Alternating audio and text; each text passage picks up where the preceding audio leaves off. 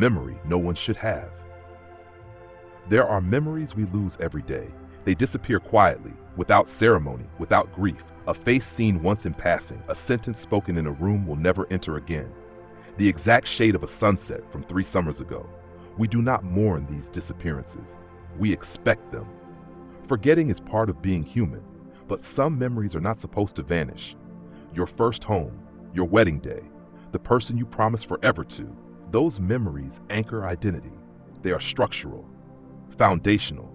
Remove them, and something inside the architecture of the self should collapse. But what if it doesn't? What if the structure remains standing, clean, intact, functional, and only one brick is missing? And what if someone else remembers the brick perfectly? Daniel Mercer did not believe in glitches, not in technology, not in reality, not in himself. He was the kind of man who trusted backups, locked double-checked calendar entries, and labeled folders with precise dates. His life was orderly in the way modern lives often are, segmented into apps, reminders, archived messages. If something happened, there would be a record of it somewhere. That was his quiet comfort. On a Tuesday afternoon in early October, Daniel sat alone at a small cafe near the financial district, waiting for a client who was already 8 minutes late. Outside, the city moved with its usual rhythm, traffic lights blinking through cycles, pedestrians weaving around each other without collision, distant sirens dissolving into urban white noise. Everything was functioning. Everything was normal. He checked his phone. No new notifications, no missed calls, no strange anomalies hiding in plain sight. He didn't know that this was the last moment his life would feel entirely self-contained. She approached without hesitation. Daniel noticed her only because she stopped directly in front of his table. Early 30s, dark hair pulled back loosely, composed posture, not nervous, not uncertain. She looked at him the way people look at something long lost, not with excitement, but with recognition settling into place. "It took me 3 weeks to find you," she said. Her voice wasn't trembling. It wasn't dramatic. It carried the calm exhaustion of someone who had already processed disbelief and moved beyond it. Daniel assumed she had mistaken him for someone else. "I'm sorry," he replied politely. "Do we know each other?" There are moments in life where reality offers you an easy exit, a simple misunderstanding, a quick apology, a brief laugh before separation. This was not one of those moments. The woman studied his face carefully, not searching for confirmation, verifying absence. "Of course you don't," she said softly. "You wouldn't." Daniel felt the faintest ripple of discomfort, the kind that doesn't register as fear yet, only misalignment. "I think there's been a mistake," he said. She shook her head once. "No," she replied, "there hasn't." And then she said the sentence that would fracture the invisible stability of his afternoon. "We were married." The cafe noise did not stop. Cups clinked. A barista called out an order. Someone laughed near the window. Reality did not react. Daniel did. There are words that feel absurd on contact, words that bounce harmlessly off logic. He let out a small, involuntary laugh. "I'm definitely not married." "You were," she corrected. The precision of her tone unsettled him more than the claim itself. Daniel scanned his own memory, reflexively, defensively. Birthdays, college years, relationships, brief romances, long work hours, a move across state lines, promotions, breakups, no wedding, no ceremony, no vows, no her. He would have remembered, wouldn't he? "Look," he said carefully, lowering his voice to avoid drawing attention. "I think you might have me confused with someone else." She didn't argue. She didn't insist. She simply reached into her bag and removed her phone. There is a specific kind of dread that forms not from threat, but from certainty. She placed the phone on the table between them and turned it toward him. Daniel hesitated before looking. He didn't yet know why. Later, he would try to pinpoint the exact second his internal balance shifted. He would replay this moment in his mind, searching for the fracture line. But in real time, it was subtle. He looked down and saw himself, standing at the front of a chapel he did not recognize, wearing a suit he did not own, smiling in a way that was unmistakably genuine. Beside him stood the woman now sitting across from him, dressed in white, holding a bouquet, eyes bright with something intimate and unguarded. Behind them, rows of guests, his mother in the second row, his sister beside her, even the small scar near his left eyebrow, visible in the photo. It wasn't a deep fake. It wasn't poorly edited. It was real. Daniel's first instinct was technical. Metadata, angles, reflections. He zoomed in. Skin texture, light direction, shadow consistency. Every detail aligned. He scrolled. Another photo, another angle. A close-up of hands exchanging rings. His hands. The date stamped clearly in the corner. 2 years ago. 2 years ago, Daniel had been single. He was certain of it. He had receipts from that year. Work emails, travel bookings, gym check-ins, conversations with friends about dating apps. His life had continuity. It had proof. So why did this image feel like proof too? Daniel felt something colder than panic, displacement, as if he were occupying a version of himself that had overwritten another. "This isn't possible," he whispered. Across from him, the woman, Elena, did not look triumphant. She looked tired. "I know," she said. "There are stories people tell for attention, for manipulation, for delusion. This did not feel like a story. It felt like a record." Daniel searched her expression for instability, for the flicker of someone improvising. He found none. Instead, he found grief. Not fresh grief, old grief, carried too long. "If this is some kind of joke," he began. "It's not," she interrupted gently. "You disappeared." The word didn't fit. He was sitting right there, breathing, thinking, alive. "I didn't disappear," he said. "You did," she replied, "just not from your own timeline." The phrase hung between them like a foreign object. Timeline. Daniel would later swear that something shifted inside him at that exact word. Not belief, not acceptance, but recognition of a possibility he had never consciously considered. The world around them continued uninterrupted. Cars moved, coffee machines hissed, a delivery truck reversed outside. Reality remained seamless. And yet, on a small cafe table in the middle of an ordinary Tuesday, there existed a memory Daniel Mercer did not have. A wedding, a life, documented, smiling, irrefutable. A memory no one should have if it wasn't real. And the most terrifying possibility was not that she was lying. It was that she wasn't.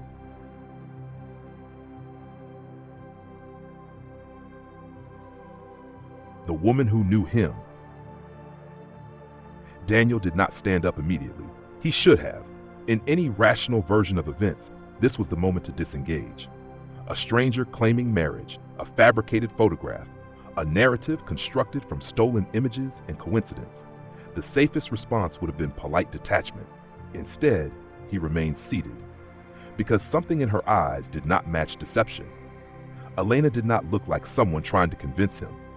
She looked like someone trying to confirm something she already feared was true. "You don't remember anything?" she asked.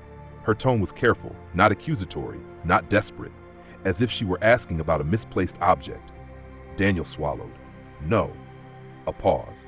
Not dramatic, not cinematic, just the natural silence between two people occupying incompatible realities. She nodded once, as though checking off an internal box. "I thought so." Daniel exhaled slowly. "Thought so?" "It's consistent." With what? With the way it happened. That sentence unsettled him more than the photo had. There was structure in her explanation, sequence, pattern, not chaos. He glanced around the cafe, half expecting someone to be watching, recording, waiting for a cue to reveal the prank. No one was paying attention. The world was not interested in his confusion. "Start from the beginning," he said, surprising himself with the request. Aluna studied him again, not his face, but his posture, the tension in his hands, the small crease between his eyebrows. "You always did that," she said quietly. "Did what?" "Asked for structure when you felt overwhelmed." Daniel felt irritation flicker. "You don't know me." A faint, almost sad smile crossed her lips. "I know you hate cilantro. You pretend you don't, but you always push it to the side of the plate." He said nothing. "I know you read articles all the way to the end, even when you're bored, because you don't like unfinished information." Silence. "I know you check the door lock twice before bed." Daniel's pulse shifted, not racing, but recalibrating. Those were common habits, predictable traits. Anyone could guess, except she wasn't guessing. She wasn't watching him now for reaction. She was remembering. "You're profiling," he said carefully. Elena shook her head. "No, I'm grieving." The word landed heavily between them. Daniel looked at the photograph again, still glowing faintly on her phone screen. He forced his voice steady. "If we were married, tell me how we met." Without hesitation, the blackout. What blackout? The citywide power failure, 3 years ago, August 17th. You were stuck in an elevator for 40 minutes. Daniel's breath caught. He had told almost no one about that. The building management had downplayed it. It hadn't made major news. He remembered the emergency lights flickering, the stalled elevator, the quiet panic rising in his chest. "I wasn't alone," she continued. "I was in there with you." The memory sharpened involuntarily. Darkness, a dim red glow, the hum of halted machinery, a woman sitting on the floor across from him. But no, that couldn't be right. He remembered being alone, didn't he?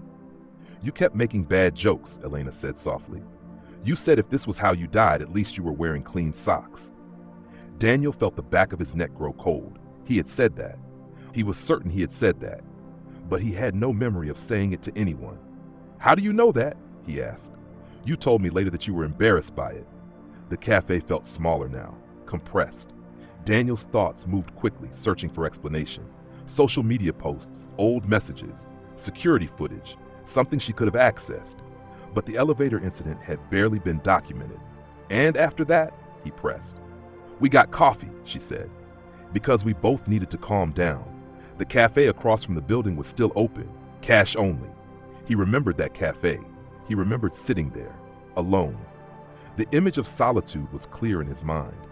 And yet, there was a faint distortion at its edges now, an absence shaped like presence.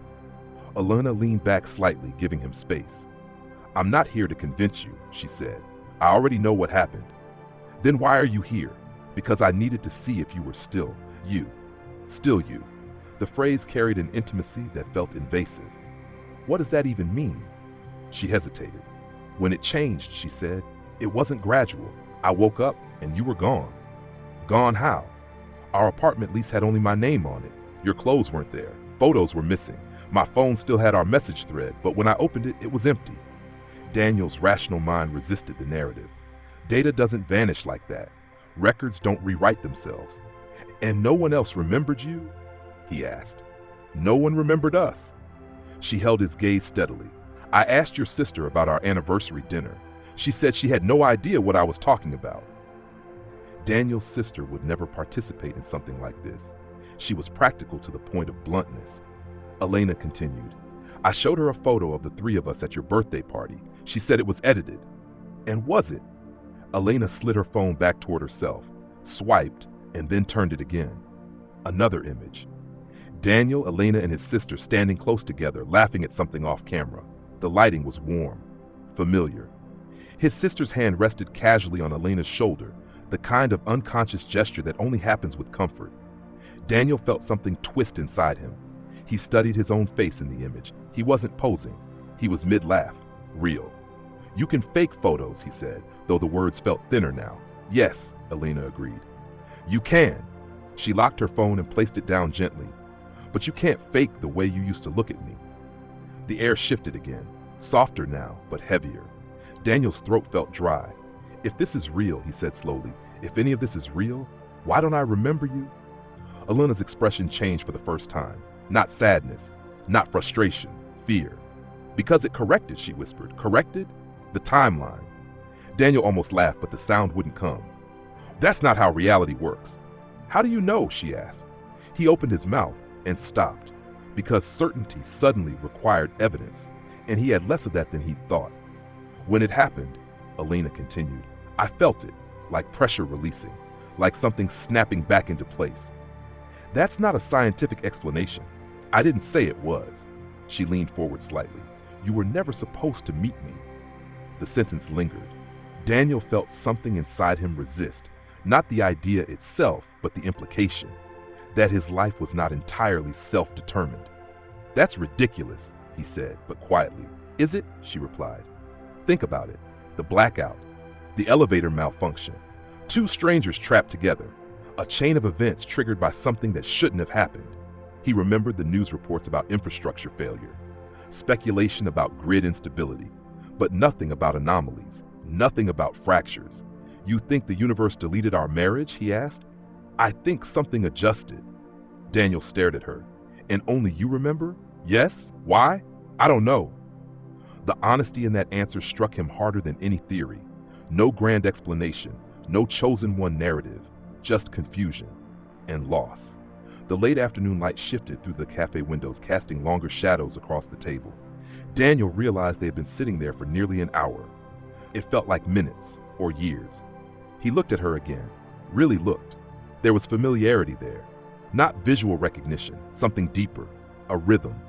The way she waited for him to finish thinking before speaking, the way she didn't rush his disbelief, as if she already knew how he processed impossible things. "You're calm," he observed. "I've had time." To do what? To accept that you might never remember. The statement was delivered without accusation, just fact. Daniel felt an unexpected flicker of guilt, irrational, unearned, but present. "I'm not who you think I am," he said quietly. Elena held his gaze. "I know," she replied, and somehow that was worse. Outside, the city continued its uninterrupted motion. Inside, two versions of reality sat across from each other.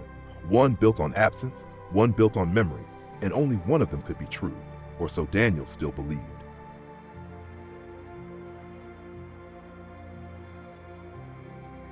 Proof of a life he never lived.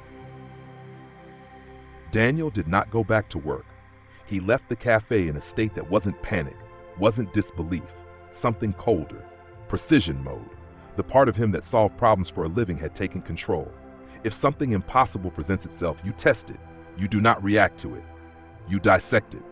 Elena walked beside him for half a block before stopping. "I won't follow you," she said gently. "You need to look on your own." He almost asked how she knew that.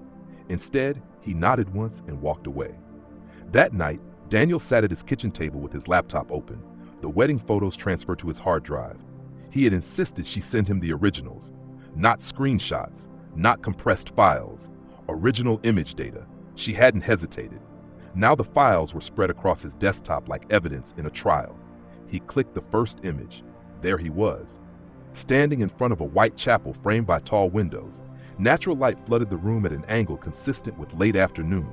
Dust particles hung visibly in the air. The detail was absurdly clean. He zoomed in. Skin texture, accurate. Fabric grain, consistent. Reflection in the polished floor aligned with light source. If this was fabricated, it was done with tools beyond consumer-level editing. He opened the metadata panel. Camera model Canon EOS R6, lens 50mm, timestamp June 14th, 4:42 p.m. Location coordinates embedded. Coordinates. His jaw tightened. He copied them into a map. The location loaded, a small chapel outside the city. Real, registered, public. He searched his email archives for that June 14th, 2 years ago. He found a calendar entry. Client strategy review, 3 p.m. He had attended that meeting. He remembered presenting quarterly projections. He remembered the tie he wore. He opened the meeting recording stored in the company cloud. There he was, on screen, speaking clearly. Timestamp 3:07 p.m. The meeting lasted until 5:16 p.m. The wedding photo was timestamped 4:42 p.m. Two versions of him, in two different places, at the same time. Daniel leaned back slowly. Deepfake? No. The meeting video had been stored on secured servers, multi-angle conference recording, not editable without leaving trace logs. He checked the file history, untouched. He turned back to the wedding images. There were dozens, not staged shots, candid moments. Him adjusting his cufflinks while looking slightly nervous. Elena laughing mid-sentence, head tilted back. His mother wiping her eyes in the second row. He froze on that one. His mother. He zoomed into her face, the subtle lines near her eyes, the pearl earrings she wore to formal events, the mole near her left temple. Perfect. He grabbed his phone and called her. She answered on the fourth ring. "Hi, sweetheart." Her voice was warm, familiar, grounding. "Mom," he said carefully, "were you at a wedding on June 14th, 2 years ago?" A pause. "Whose wedding?" "Mine." Silence, then a small laugh. "Daniel, you've never been married. Are you sure?" "Of course I'm sure." He hesitated. "What did you do that weekend?" "I don't remember exact dates from 2 years ago," she said lightly. "Why?" "Just trying to confirm something." "Well, I can promise you I didn't attend your secret wedding." Her tone was amused, not confused, not hiding anything. He thanked her and hung up. Then he opened the image again. His mother wiping tears as he stood at the altar. Two realities, both containing evidence, only one existing in memory. He moved to the next layer, the marriage certificate. Elena had sent a scanned copy, official seal, government insignia, signature lines, his name, her name. He searched the public marriage registry database. Nothing. He adjusted search parameters, expanded region. Still nothing. He checked archived records. No result. He inspected the certificate closely. The seal matched authentic templates from that year. The registrar's name was real. He verified through public employment records. But when he searched for any document filed by that registrar on June 14th matching his name, blank. As if the filing had never occurred. Daniel felt something new then. Not fear, absence. Like standing in a room where furniture should be but isn't, the outlines visible in dust patterns. He accessed his old cloud backups. He paid for full archival storage. Every device, every phone iteration, automatically synced. If he had been married, there would be messages, photos, calendar events. He navigated to backups from 2 years ago. The folder labeled June, empty. Not partially empty, not corrupted, empty. He checked May, files present. He checked July, files present. June, blank. His breathing slowed deliberately. He opened system logs. There was no deletion record, no indication that data had been removed. The storage size metrics for that month were consistent with zero usage. As if he had not taken a single photo, sent a single message, or used his phone for 30 days. Impossible. He scrolled through bank statements. Transactions for June existed. Groceries, utilities, gas.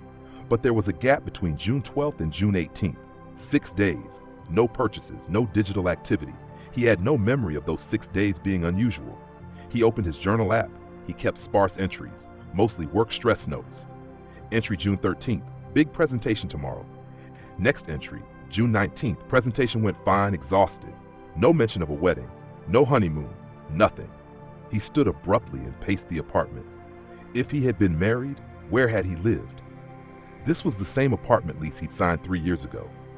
He retrieved the original contract from his filing cabinet. Single occupant, no amendments, no cosigner. He opened the bedroom closet, shirts, jackets, shoes, all his. No trace of shared space. And yet, he walked into the kitchen and paused. There was a second mug in the cabinet, white porcelain with a faint gold rim. He didn't remember buying it. He rarely had guests. He picked it up, turned it over. At the bottom, faint lettering E. His heart skipped once. He set it down slowly. Coincidence. He searched the rest of the cabinets. Nothing unusual. But now the apartment felt subtly misaligned, as if it had been arranged by someone who had memorized his habits. He returned to the laptop. There was one more file Elena had sent, a video, 3 minutes long. File name honeymoonlake.mp4. His cursor hovered before clicking. The video began with wind noise and sunlight reflecting off water. A lakeside cabin, camera shaky, handheld. Elena's voice laughing behind the lens. Stop pretending you don't like it here. Then the camera turned. Daniel, sitting on a wooden dock, barefoot, wearing a gray t-shirt he still owned. He was smiling, not a polite smile, not posed, the relaxed smile of someone unguarded. You picked the place, he said in the video. If it's terrible, that's on you, his voice, his cadence, authentic. He watched himself stand and walk toward the camera, toward her, toward the person filming. The frame tilted slightly as if she lowered it while he leaned in. The video cut abruptly. Daniel replayed it again, again. There was no visible splice, no rendering artifact. It felt organic. He paused the frame where his face was closest to the camera. His eyes, they held something there. Recognition, intimacy, history. He leaned back slowly in his chair. If this was fabrication, it was flawless. If it was real, then an entire segment of his life had been extracted with surgical precision, not altered, not distorted, removed. His phone vibrated suddenly. He flinched. Unknown notification. No app icon. Just text on a blank white banner. Data inconsistency detected. His blood ran cold. He stared at it. 3 seconds, 4. Then it disappeared. No notification history. No trace. He checked settings. Nothing. He sat in silence for a long time. Apartment quiet. Laptop screen glowing. Wedding photos open. Video paused on a version of himself that had loved someone he did not remember loving. This wasn't just proof of an event. It was proof of continuity. A life with texture. Arguments. Inside jokes. Shared mornings. He could see it in the small details. The way Elena leaned into him naturally. The way his hand rested at the small of her back without conscious thought. You cannot fake muscle memory. You cannot fabricate familiarity at that level without lived time. Daniel pressed his palms against the table. 2 options remained. Either he was the victim of the most elaborate psychological manipulation imaginable, or he was standing inside a corrected version of reality. And somewhere just beyond the reach of his memory, there existed a life he had lived, a love he had chosen, a promise he had made. And the most terrifying part was not that the evidence existed. It was that it felt like coming home to a house he didn't recognize, but somehow knew the layout of. Proof of a life he never lived. Or perhaps a life that had been lived without him.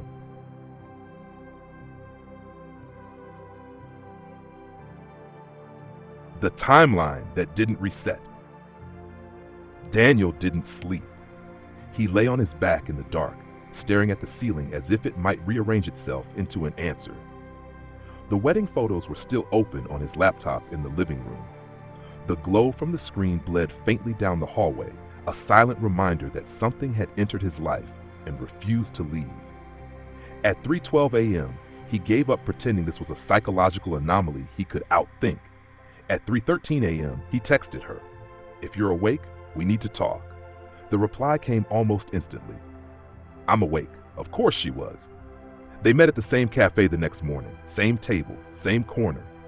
The repetition felt intentional, as though reality were trying to overlay two versions of the same scene. Daniel didn't sit immediately this time. He remained standing for a moment, studying her face in daylight. "You said it corrected," he began. Elena nodded. "The timeline," she said. "I need you to explain that without sounding insane." A flicker of something crossed her eyes. Not offense, not hurt, resignation. "I don't think it's insane," she said quietly. "I think it's mechanical." He sat down. "Start from the day it happened." She inhaled slowly. "It was a Monday, nothing special. I woke up before you. You always slept 10 minutes longer than your alarm." Daniel felt an involuntary jolt. He did that. "I went into the kitchen," she continued. "Made coffee, 2 cups. I remember setting yours down on the counter." Her hands mimicked the motion unconsciously. And then I heard your phone vibrate in the bedroom." Daniel frowned. "I don't keep my phone in the bedroom." "You did," she said gently. The correction unsettled him more than disagreement would have. She continued. "I walked back in. The bed was made." He felt his pulse shift. "You made the bed?" "No," she whispered. "It was made." Silence. "You weren't there," she said.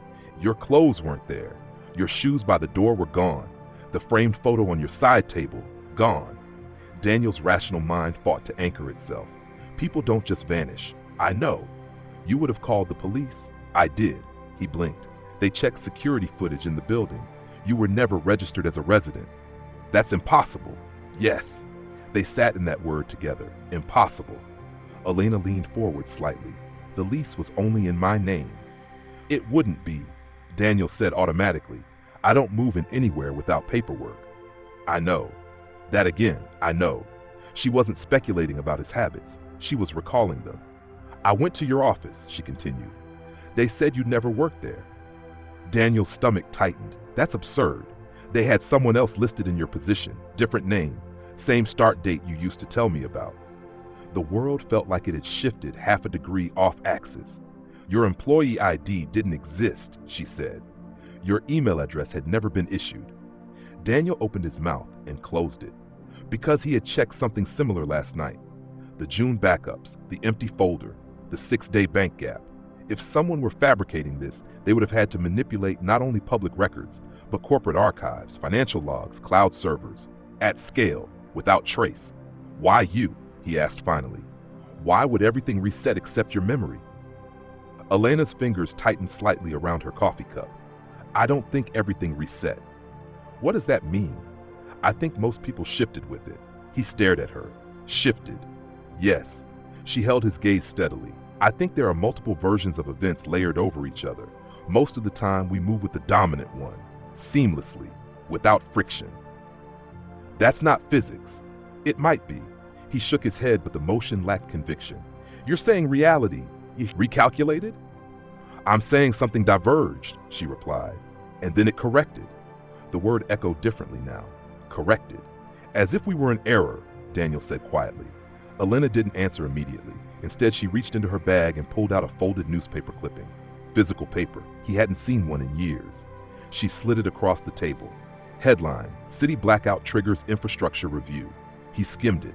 Date: August 18th, 3 years ago. The day after the elevator incident. He remembered reading about transformer failures, grid instability, A cascade malfunction. What am I looking for? He asked. Paragraph 6, she said. He found it. A brief but unexplained data irregularity was recorded across several municipal systems during the outage window. Officials described it as non-impactful and self-correcting. Self-correcting. Daniel felt the words settle uncomfortably. That could mean anything, he said. Yes, Elena agreed. It could. She met his eyes again. Or it could mean something shifted. He leaned back. You're building a theory out of coincidence. Am I? She asked softly. You were trapped in an elevator that stopped between floors during a citywide anomaly. We met because of that. He remembered the dim emergency lights, the stillness, the unnatural quiet. I remember being alone, he said. Elena's voice didn't waver. You weren't. Something inside him recoiled at the certainty. Let's assume, he said carefully, just for a second, that you're right. That we met because of an event that shouldn't have happened. She waited. And somehow our relationship created a deviation. She nodded faintly. Then why erase the marriage? Why not erase the blackout? Maybe it couldn't, she said. Why not? Because too many systems recorded it. Daniel paused. Infrastructure logs, news coverage, public reports. The blackout had left a wide imprint, but two strangers meeting inside a stalled elevator? That was small, private, easy to adjust. You think we were collateral? He asked. Elena's expression softened. I think we were improbable. The word hit differently. Not wrong, not evil, improbable.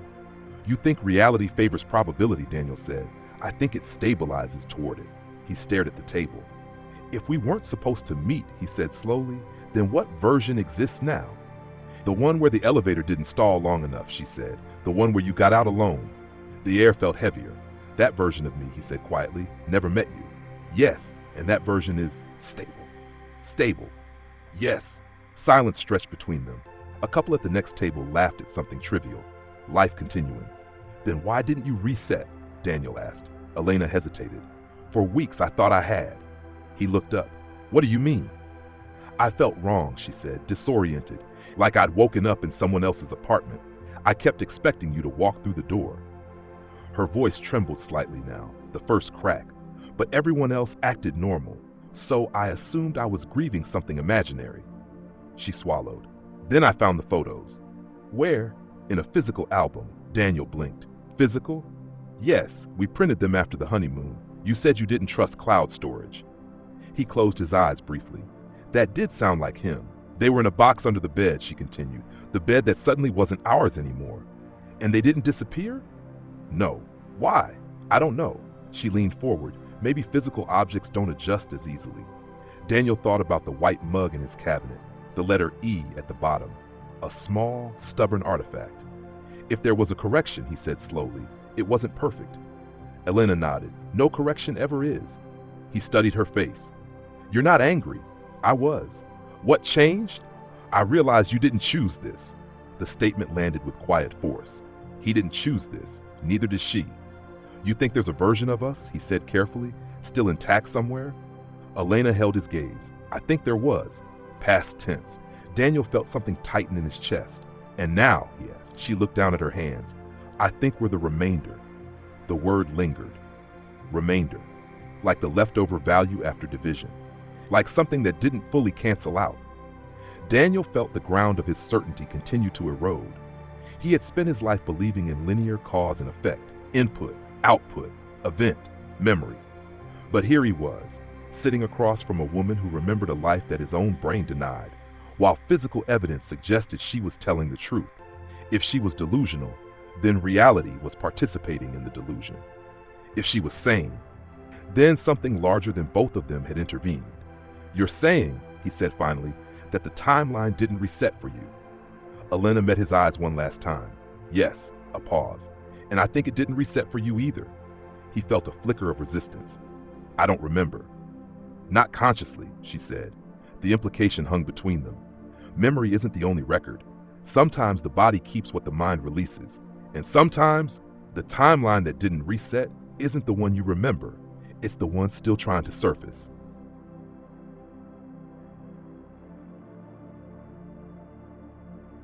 Searching for a marriage that never existed. Daniel approached the investigation the way he approached every complex problem in his life. He isolated variables. He verified sources. He eliminated emotional bias. At least that was the intention. But this was not a market anomaly. This was not a corrupted spreadsheet. This was a missing year of his life. 1. Digital forensics. The first step was simple: confirm the boundaries of the erasure. He began with his own devices: laptop, phone, external hard drives, archived cloud storage. He exported complete activity logs spanning 3 years. He mapped them chronologically. Before August 17th, the blackout, everything was linear. After August 17th, everything appeared linear. But the 6 months following that date had irregularities, not dramatic gaps, subtle inconsistencies. For example, a restaurant charge that appeared twice 4 days apart, identical down to the cents. A rideshare receipt that showed pickup coordinates slightly offset from his apartment by exactly 1 block. A calendar event labeled dinner, 7 p.m. with no invitees listed. He checked his location history. There were nights where the GPS trail paused for hours at coordinates that did not correspond to any building currently standing. When he dropped those coordinates into satellite view, they mapped to an empty lot. But when he toggled to archived imagery from 2 years ago, there had been a building there, a mid-rise residential complex. He zoomed in. The complex had been demolished 18 months ago. Demolished. His pulse slowed deliberately. Cross-check before conclusion, he muttered to himself. He searched demolition permits. The building had been condemned after structural foundation instability. Date of condemnation? 3 months after the supposed wedding. He stared at the screen. He had no memory of ever visiting that building, yet for a period of 4 months, his GPS history lingered there repeatedly. 2. Financial traces. If he had been married, finances would leave footprints: joint purchases, shared expenses, irregular spending patterns. He built a spreadsheet: monthly breakdown, pre-blackout baseline versus post-blackout 6-month window. The data revealed something subtle but undeniable. His grocery spending doubled for a period of 5 months. Not dramatically, not suspiciously, just enough to suggest another person. Then it normalized. He checked itemized receipts from stored transaction logs. He rarely bought wine. During those 5 months, wine purchases appeared regularly. Mid-range bottles, consistent brand. He didn't drink wine alone. He never had. His breathing tightened slightly. He searched his email archive for digital receipts tied to that wine brand. None. It was as if the purchase data remained, but the contextual emails had been erased. Selective retention, selective deletion. He ran a keyword search for Elena across every platform. 0 results. Then he searched for just E, too broad, thousands of hits, but one stood out. A draft email saved, never sent. Timestamp 2 years ago. Subject line, E about tonight. His throat tightened. He opened it. The body was blank, just the subject line. He leaned back slowly. Drafts autosave. If he typed that subject line, it meant intent. It meant communication. It meant someone whose name began with E mattered enough to create a draft. He had no conscious memory of it. NOF 3, physical space. The apartment felt different now, not visually, energetically. He walked through it like an archaeologist in his own life. He opened cabinets, checked drawers, examined corners he hadn't looked at in years. In the bathroom, behind spare towels, he found something small. A hair tie, not his. He didn't allow guests into private spaces often. He stared at it longer than necessary. Then he moved to the bedroom. He pulled the bed away from the wall. Dust patterns told stories most people ignored. On the hardwood floor, faint rectangular outlines suggested that furniture had once been positioned differently. A second nightstand, now absent. He felt a flicker of nausea. He opened the closet again. Pressed against the back wall, barely visible behind hanging jackets, 2 empty hangers of a different style than the rest, white plastic. He only owned wooden hangers. He stood still for several seconds. This wasn't cinematic revelation. There was no swelling music, just quiet confirmation accumulating piece by piece. 4. External confirmation. He needed external validation beyond Elena. He called his sister, casual tone, normal conversation. Then, do you remember the blackout 3 years ago? Yeah, she said. You complained about being stuck in an elevator. Did I mention anyone else being there? No, you said you were alone. He closed his eyes briefly. What if I wasn't? She laughed lightly. Daniel, you overthink everything. You were alone. The certainty in her voice was absolute, not confused, not hesitant. He hung up and sat in silence. If the reset had occurred, it had rewritten her memory seamlessly, which meant either A, she was unconsciously complicit in a deception, or B, her entire memory had shifted without her awareness. Option B terrified him more. 5. The chapel. He drove to the coordinates embedded in the wedding photo. The chapel stood quietly off a rural road, framed by tall trees. It looked exactly like the image. He parked and stepped out. The air was cool, ordinary. He approached the door. It was unlocked. Inside, the space felt familiar in a way that unsettled him deeply. Not memory, but recognition without origin. He walked to the front, stood where the photo showed him standing. The light fell through the windows at a similar angle. His chest tightened. A middle-aged woman appeared from a side hallway. "Can I help you?" He turned. "Yes, I'm just looking around." "Are you planning an event?" "Maybe," he said carefully. "Was there a wedding here on June 14th 2 years ago?" She paused, thinking. "We have dozens every summer." He pulled out his phone and showed her the image. She studied it. Her expression shifted slightly. "That's our chapel," she confirmed. "Do you recognize anyone?" She looked closer. "Hard to say, faces blur after a while." He nodded. "Would there be a booking record?" "Of course." She led him to a small office, opened a digital archive, searched June 14th. There was a booking. Bride, Elena Navarro. Groom, field left blank. Daniel's heart skipped. "Why is it blank?" She frowned. "That's strange." She clicked into the entry. All vendor information was intact. Catering, florist, officiant, but the groom's name field contained only a cursor, blinking. She refreshed the page. Still blank. "That's a glitch," she muttered. "Has that happened before?" "Not that I've seen." Daniel's pulse began to thrum in his ears. "Can you access backups?" She attempted to pull archived versions. The page loaded. Bride, Elena Navarro. Groom, Daniel. The text flickered, then vanished. Field empty. The woman frowned at the screen. "That's not normal." Daniel stepped back slowly. Not normal, the understatement of the century. 6. The pattern. Driving back to the city, Daniel began constructing a framework. If there was a correction, it was incomplete. Digital records were selectively altered. Physical objects occasionally remained. Metadata sometimes resisted deletion. It wasn't chaos. It was targeted. He began asking a different question. What if the system wasn't erasing everything? What if it was minimizing deviation? Elena remained intact. The photos remained. Certain financial anomalies remained. But public-facing confirmations were neutralized, as if reality sought equilibrium, not perfection. He reached his apartment and sat in the dark. His phone lay face up on the table. He stared at it, waiting. For what, he didn't know. At 11:47 p.m., the screen lit up. No vibration, no sound, just a notification banner without an app icon. Anomaly persistence detected. His breath caught. 3 seconds, then another line appeared beneath it. Recalibration pending. The message vanished. No trace in notification history. He didn't move. He didn't breathe, because for the first time, the investigation had not been passive. Something had noticed him noticing. Searching for a marriage that never existed had triggered something. He was no longer simply uncovering absence. He was interfering. And the most dangerous realization of all settled into place. If the timeline had corrected once, it could correct again, and next time it might not leave any remainder at all.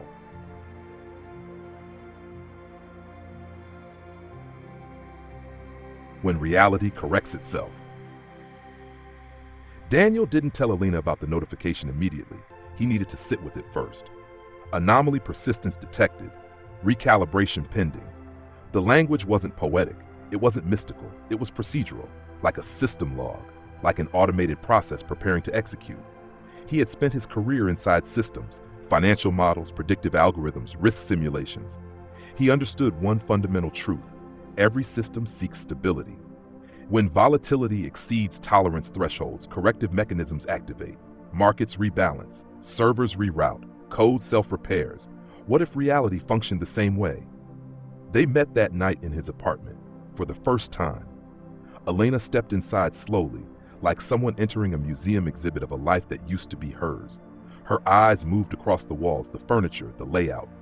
"This is the stable version," she said softly. He studied her reaction. "You recognize it?" "Yes," she answered, "but it's slightly wrong." "Wrong how?" She walked toward the kitchen. "You moved the table," she said. He froze. I've never moved it. She turned. In the other version, it was closer to the window. He said nothing, because earlier that week, before he'd met her, he had considered moving it closer to the window. He just hadn't. Or maybe he swallowed the thought. They sat across from each other in the dim light.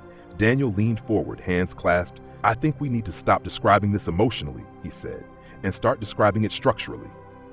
Elena nodded. Okay, he exhaled. If reality corrected, it implies deviation. Yes, and deviation implies divergence from an expected outcome. She held his gaze. You mean probability? Exactly. He stood and began pacing slowly. Imagine reality like a branching decision tree, he said. Every choice creates micro-divergences. Most are insignificant. He paused. But occasionally, a branch forms that destabilizes the larger structure. Elena watched him carefully. You think we were a destabilizing branch? I think we were statistically improbable. She absorbed that without flinching. Two strangers trapped in an elevator during a citywide blackout, he continued. A blackout that included documented data irregularities. He glanced at her. If the blackout was more than infrastructure failure, you think it was a fracture? She finished. He didn't smile. I think it was an event window. She tilted her head slightly. Explain. Systems are most vulnerable during disruption, he said, when normal constraints loosen. Like during a market crash, she said quietly. He nodded. Yes. He stopped pacing. If something shifted during that blackout, even slightly, then our meeting might not have existed in the dominant trajectory. Elena's fingers tightened around the edge of the table, and when the system stabilized, it recalculated, he finished. Silence settled between them. Not disbelief, recognition. But why erase us? Elena asked softly.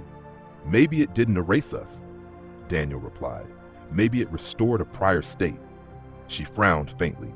You're saying the version where we married was temporary? I'm saying it might have been an overcorrection. He saw the hurt flicker in her eyes. That makes it sound like a mistake? I'm not saying it was meaningless, he said quickly. Just unstable. She looked away. Daniel forced himself to continue. If reality prioritizes coherence, then any large-scale deviation would require compensation. Compensation how? Memory alignment, record normalization, identity continuity. She turned back to him slowly. You think our relationship exceeded some threshold? He nodded once.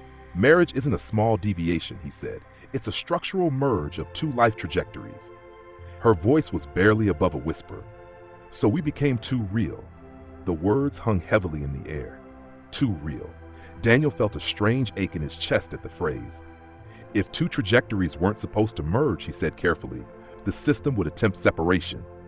And if separation failed, he thought about the notification. Anomaly persistence detected. It would escalate. Elena stood abruptly and began walking through the apartment. She paused in the hallway. In the other version, she said, there was a framed photo here. He followed her. On the wall was a faint discoloration, a slightly lighter square in the paint. He hadn't noticed it before. It was from the honeymoon, she said. You hated how sunburned you were. His breath caught. He did remember getting sunburned at a lake once, but he had no context, no date, no companion. You're bleeding through, she whispered. What? Fragments, she said. You're remembering fragments. He leaned against the wall. Memory wasn't binary. It wasn't present or absent. It degraded, corrupted, compressed. If a correction had occurred, perhaps it hadn't fully overwritten everything. Maybe it had suppressed. He looked at her sharply. What if memory isn't erased, he said slowly, but deprioritized?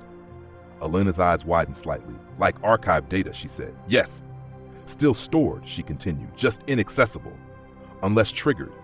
They stood in silence. Two people reverse engineering the architecture of their own existence. There's something else, Daniel said finally. He told her about the notification, about the exact wording, about the procedural tone. Elena's face drained of color. Recalibration pending, she repeated. Yes. Her breathing grew shallow. That means it's not finished, or it's preparing another correction, he said. She shook her head slowly. I thought it was done, she whispered. I thought it chose.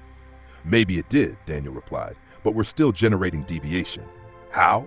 He gestured between them. By investigating. Understanding dawned in her eyes. Awareness, she said. He nodded. If reality depends on coherent perception, then contradiction is destabilizing. You think by remembering, I prevented full alignment, and by discovering evidence, I'm destabilizing the corrected version.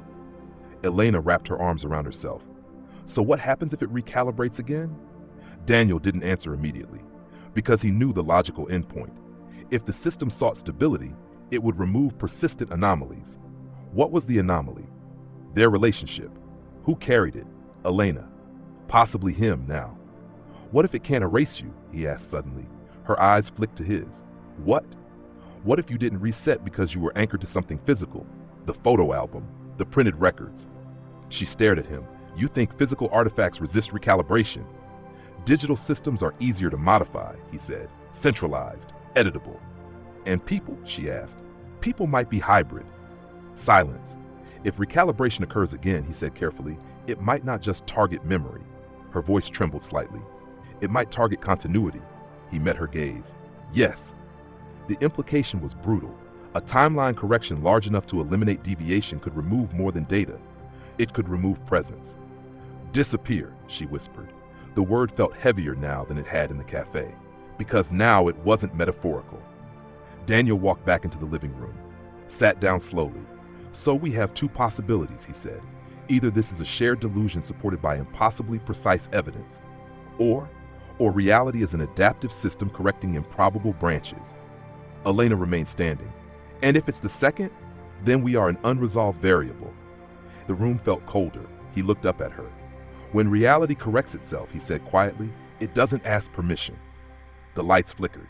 Just once, subtle. Both of them froze. The hum of the refrigerator stuttered, then stabilized. Silence pressed in around them. Neither spoke, because in that small, almost imperceptible interruption, they felt it. Adjustment, not complete, not yet, but watching, measuring, preparing. Elena moved slowly back to the table and sat down across from him. If there's another correction, she said, voice steady now, we won't see it coming. Daniel held her gaze. No, he agreed, we won't. Outside, the city lights glowed steadily. Traffic flowed. Signals changed. The world appeared stable. But somewhere beneath the visible layer of cause and effect, a system was evaluating coherence. And two people sitting in a dim apartment were generating just enough inconsistency to matter. When reality corrects itself, it does not do so dramatically. It does so quietly, efficiently, and without leaving witnesses, unless the witnesses refuse to reset.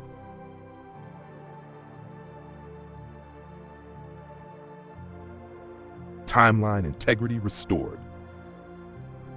There was no explosion, no blinding white light swallowing the skyline, no cinematic collapse of buildings folding into themselves like paper burned from the edges inward. Reality did not shatter, it corrected. The morning it happened, he woke with the distinct sensation that something enormous had shifted in the night, not outside his window, not in the city, but behind his eyes. A pressure that had been there for weeks was gone. The low electrical hum in the back of his skull, the one that had begun the day she said, "We were married," had fallen silent. He lay still, staring at the ceiling, waiting for the memory of her face to assemble itself the way it always did. It didn't. There was an outline, a suggestion, like a dream evaporating under sunlight. He sat up too quickly. The room felt normal, too normal. His desk was undisturbed, the notebook where he had written her words, the frantic timelines, the overlapping dates, the circled question marks, was still there. He reached for it. His handwriting stared back at him, but the meaning behind it felt distant, like reading notes taken by someone else. He flipped to the page where he had copied her exact sentence. The timeline didn't reset completely. He remembered writing it, but he no longer remembered why it had terrified him. The fear was missing. The urgency was missing. He tried to reconstruct her voice, the precise cadence, the way her eyes had held something heavier than grief. Nothing. Only a blankness where emotion should have been. He grabbed his phone. No messages, no unfamiliar numbers. He opened his photo gallery, scrolled again. The wedding photograph was gone, not hidden, not corrupted, not pixelated into static, gone as if it had never been there. He stood, heart accelerating for reasons he could not fully articulate, and opened his laptop. Search history, clean. He typed her name. No results. He hesitated before typing the venue name, the one etched in gold on the edge of the photograph. No records. He opened public marriage registries again. Nothing. He leaned back slowly. His pulse steadied. The panic he expected did not come. Instead, a strange calm settled over him. Like the after silence of a storm that had passed so thoroughly you begin to question whether thunder ever shook the sky at all. He walked outside. The air felt crisp, unremarkable. He passed the cafe where she had first approached him. There was a couple sitting at the exact table. Strangers, laughing over coffee. The seat she had occupied felt ordinary now, just wood and metal. He tried to force the memory. He pictured her leaning forward, saying his name before introducing herself. Nothing, a blur. He closed his eyes and concentrated. Fragments surfaced. A white dress, soft daylight, a hand in his, a ring sliding onto his finger. But they felt like scenes from a film he once watched and forgot. He opened his eyes.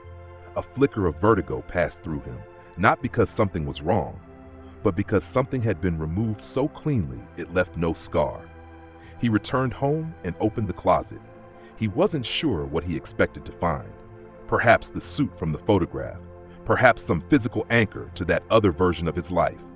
There was nothing unusual, only the clothes he remembered buying. The receipts in his email matched. The timeline of his life, as far as records were concerned, was seamless.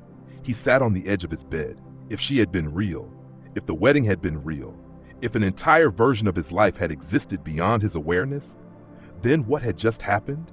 A correction? A rollback? Or something more precise? He thought about what she had said during their last meeting. Though even that memory was fading now, reality maintains integrity. At the time, the phrase had sounded abstract. Now it felt mechanical, like a system message, not philosophical, procedural. He stood and walked to the bathroom mirror. He examined his left hand. No ring, no indentation, no pale line where metal had rested for years. His skin looked untouched, as if it had never known weight. He searched for grief for loss, for the ache of a relationship erased. There was none, only the faint awareness that he had been on the edge of something incomprehensible, and that edge was gone. He turned on the television. News anchors discussed politics, weather, routine events, no anomalies, no unexplained phenomena, no mass reports of lost time. If a correction had occurred, it had been surgical, localized. He was the only one who'd been aware of the fracture, and now he wasn't even sure he had been. A strange thought entered his mind. What if she had been the anomaly, not the marriage, not the alternate timeline, but her? A single residual consciousness from a version of reality that no longer existed, a memory refusing deletion. If so, then the system had finally removed her, or repaired her, or absorbed her back into the structure. He tried to picture her face again. There was nothing to delete, only emptiness. The more he searched, the more certain he became of one thing. Whatever had happened was no longer happening. The disturbance was over. He opened his notebook one last time. He read the investigation he had written with obsessive detail, the theories, the cross-checked records, the diagrams of branching timelines. He felt detached from it, like reading conspiracy notes written during a fever. He closed it gently. Then something small caught his attention. On the inside cover, near the binding, was an indentation, faint, circular, as if something metallic had rested there long enough to press into the paper. He touched it. His pulse did not spike. There was no dramatic realization, no cinematic swell of music, just a quiet acknowledgement. The indentation was subtle. It could have been anything, a coin, a key, a ring. He closed the notebook and placed it back on the desk. He didn't tear the pages out. He didn't burn them. He didn't need to, because the urgency that once fueled him was gone.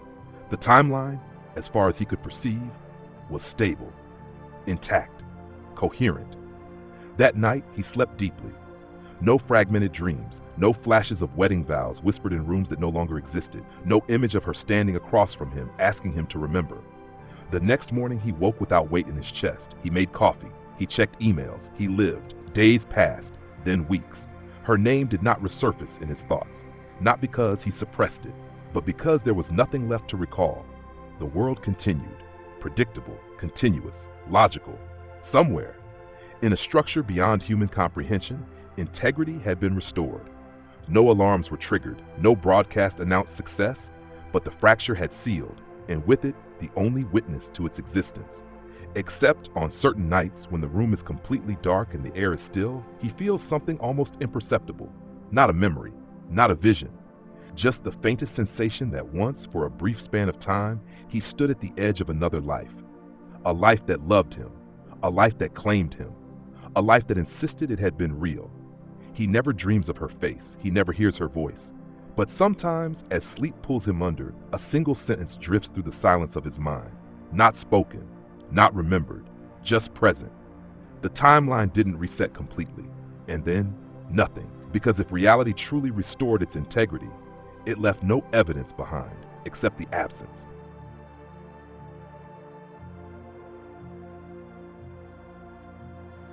Love between versions of reality. There are no headlines for love that never officially existed, no archived footage, no anniversary reminders, no digital trace quietly resurfacing each year to say, on this day. There is only the version of reality that survived, and the faint possibility of another that did not. Months passed.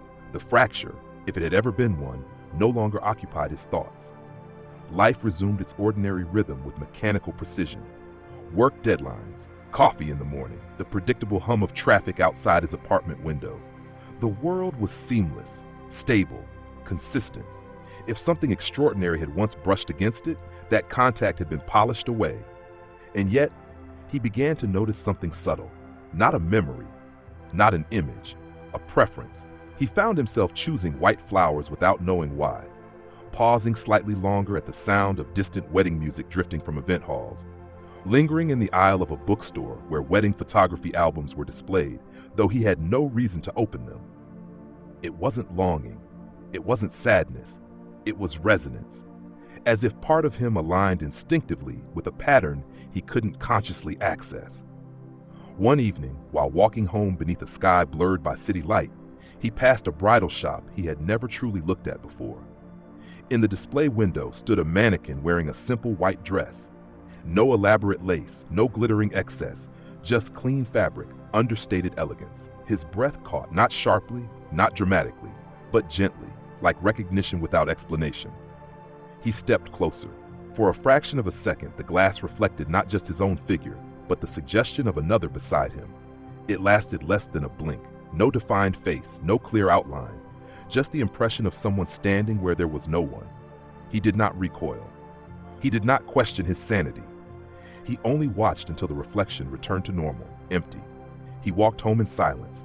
That night, sleep came easily. But somewhere between waking and dreaming, he felt it again. Not memory, presence. Not the woman herself, but the shape of what had been shared. It felt less like a lost relationship and more like a completed equation whose solution had been removed, leaving the balance intact, but the proof invisible. He began to consider something he had never allowed himself to fully articulate before the correction.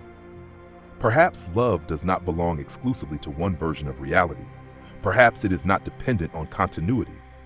If two versions of existence briefly overlap, if two consciousnesses recognize one another across structural boundaries, then the emotion formed in that overlap might be real, even if the timeline collapses afterward.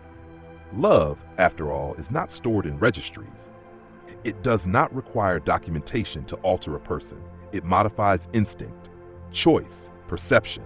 It changes how someone stands in a room, how they listen, how they look at strangers. Weeks later, he found himself sitting in the same cafe where she had first approached him, though he no longer consciously remembered that encounter. He simply liked the place, the lighting, the quiet. A woman entered, not her. Different face, different posture, different presence.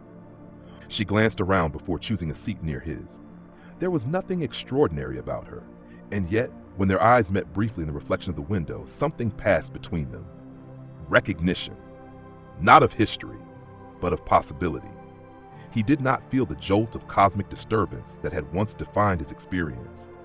There was no fracture humming beneath reality, only a subtle warmth. He wondered, not fearfully, not obsessively, whether somewhere, in a version of existence he would never perceive, another iteration of himself was sitting across from another iteration of her, finishing vows, sliding a ring onto her finger, believing that timeline to be the only one. Perhaps in that branch, integrity held. Perhaps in this one, correction prevailed. But the emotion that formed during that impossible intersection, that could not be entirely erased, even if memory was. He took a slow breath and looked at the woman sitting nearby. She smiled politely. He returned it. Simple, uncomplicated. This reality required no proof of continuity, no investigation, no verification, and yet he carried something invisible within him, an openness he had not possessed before the anomaly, a readiness, a deeper understanding that connection, however brief, alters structure, even if the system later restores itself. That night, as he walked home, he considered a final possibility. What if the universe does not correct mistakes? What if it simply optimizes stability? If a branch threatens coherence, it seals it. If a memory threatens consistency, it softens it. But perhaps it does not delete emotion entirely. Perhaps it distills it, refines it, leaves behind only what strengthens the remaining version. If that were true, then somewhere inside him existed the purest residue of a love that crossed realities. Not heavy, not tragic, not haunting, but formative. He reached his apartment and paused before entering. The air was quiet, the city steady, no distortion, no glitch, just continuity. He looked at his left hand, bare, ordinary. But instead of searching for an indentation that no longer existed, he imagined calmly that in some adjacent layer of existence, a ring rested there, not as loss, but as completion. He smiled at the thought, not because he believed it fully, but because it felt possible.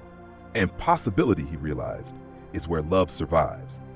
Not in documented timelines, not in archived photographs, but in the brief intersections between versions of ourselves. Before sleep claimed him, a final awareness surfaced. Gentle, almost grateful. If she had been real, then she had once loved him completely.